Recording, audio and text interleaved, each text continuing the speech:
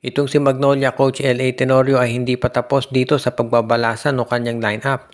Maganda raw pinakita ng hot shots dito sa kanilang tune-up game kontra sa Phoenix Fuel Masters. Pero hindi pa tapos dyan dahil meron pa mga gustong pagbabago na isagawa itong si L.A. Tenorio. At kabilang na dyan ang pagkuha dito kay Jeyo Ambohot na ngayon ay nandito sa Pure Blends o yung Northport Batang Pier. Ito raw ang gagawin ngayon nitong Magnolia Chicken Templados. Makikipag-trade dito sa Pure Blends para makuha ang nabanggit na player.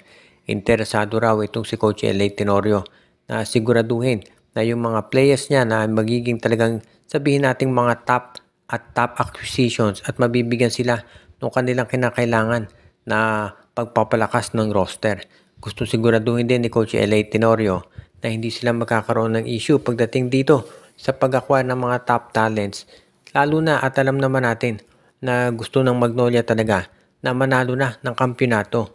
Inip na yung mga fans nila. At syempre, ito si L.A. Tenorio ay ganun din naman. Syempre, alam niya na siya yung tinitignan ng mga fans na parang savior ng Magnolia dahil nga dito sa hindi nila magandang experience sa ilalim ni Coach Chito Victolero na ilang taon sila na hindi nag-champion.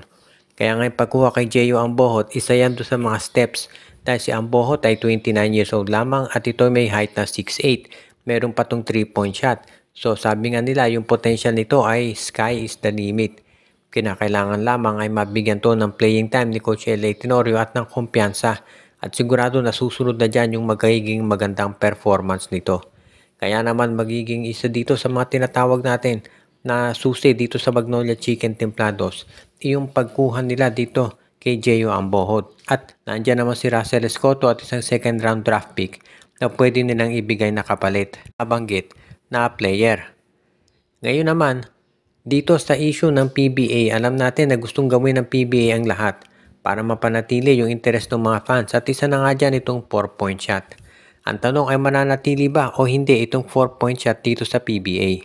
Maraming mga fans na nagkaka-interest dito at yung iba naman ay sinasabi na dapat na itong tanggalin dahil dapat yung rules ng PBA maging mas katulad ng sa FIBA Asia. So sa ngayon pinag-aaralan pa raw ng PBA at sa totoo lang, maski yung mga coaches ay hati pagdating dito sa bagay na yan. Merong mga coaches katulad ni Coach Chot Reyes na pabor dito sa 4-point shot at sinabi na pagdadagdag to ng excitement doon sa mga laro. Samantalang yung iba naman ay sinasabi na hindi sila interesado dito sa 4-point shot at mukhang hindi naman to nakakabigay ng positive o tulong dito sa fans at hindi ito nakakapag-engage ng mas mataas. Ibig sabihin, walang direct effect yung 4-point shot, yung pagdagdag nito dito sa popularidad ng PBA.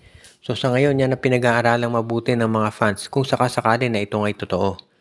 Ang alam natin lahat na so far ang balita sa PBA ay mananatili pa rin itong 4-point shot at gagamitin pa rin nila yan dito sa darating na PBA season.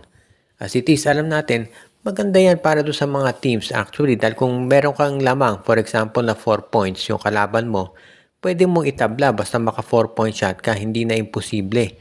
Hindi mo na kailangan mag-rely sa isang 3-point shot at sa isang foul.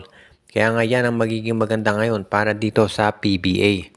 At nasisiguro naman natin na itong si Commissioner Willie Marcial gagawin ng lahat para masiguro na kapag i-entertain pa sila ng mga fans at kung kinakailangan nga na i-implement pa rin nila itong 4-point shot, yan ay kanilang gagawin. Kaya sa tingin ko, isa yan dito sa magiging mga topics na pag-uusapan ulit ng PBA board.